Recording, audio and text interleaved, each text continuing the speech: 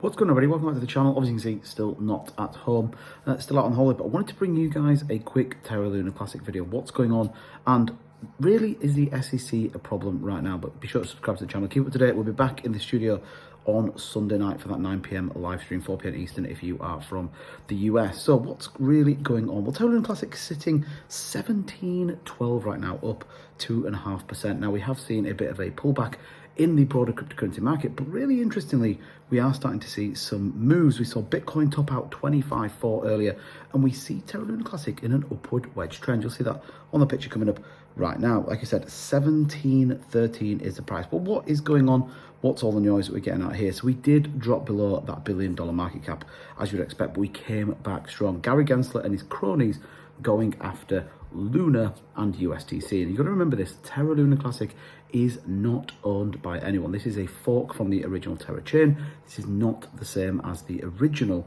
Terra Luna, and I think that's very important to reference.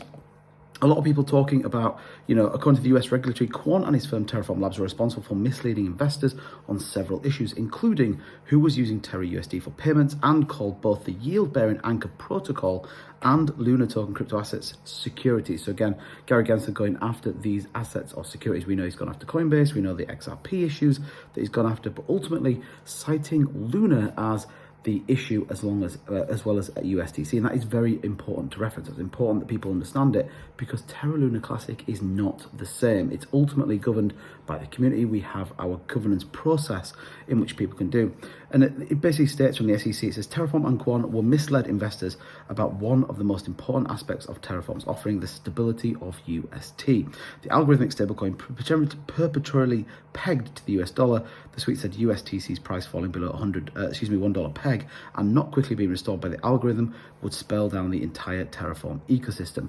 And ultimately we've seen that now. This is where the debate about whether we can repeg USTC, whether we should repeg USTC all comes into play. Would that then determine this as a security, or ultimately is this exactly what the cryptocurrency market is looking for? Now we know Binance BUSD has had a problem. The fact that they register that, there is a belief that there isn't, that's part of a security because it offers yield based on it. We know that Coinbase staking has been removed. Kraken, $30 million being fined by the SEC. So is cryptocurrency right now crying out for a decentralized algorithmic stablecoin? Now we know DJEG launched on the XRP chain. It hasn't had the adoption that we expected to see in the broader market. So is UST that one coin that we need? Well, time's going to tell as we kind of work through this current cryptocurrency market. Now, it is worth knowing that since the collapse of Terra, the value of lunc has largely corrected, with news around Kwon, who remains a fugitive, notably with an active red notice. Now, a goal.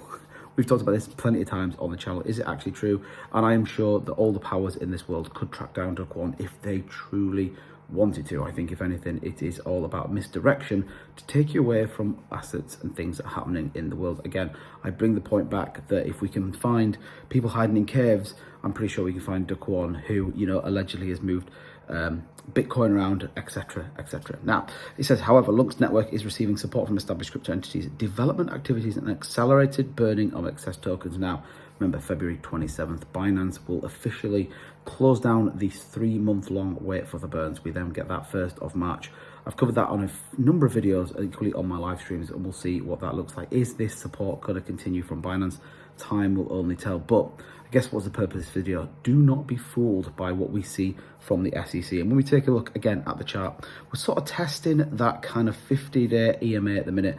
We look like we could bounce off it and head on back up. A couple of key supports I'll be looking for: 17,206, 17,613 as we head on potentially up to the 18s. We get a broader cryptocurrency market, we could be in for a pretty interesting ride. But as ever, thank you so much for watching this video. Don't forget, we'll be back in the studio Sunday night, 4 p.m. Eastern, 9 p.m. GMT for our live stream, and the videos will be back to normal. Take care. See you in the next one. Bye.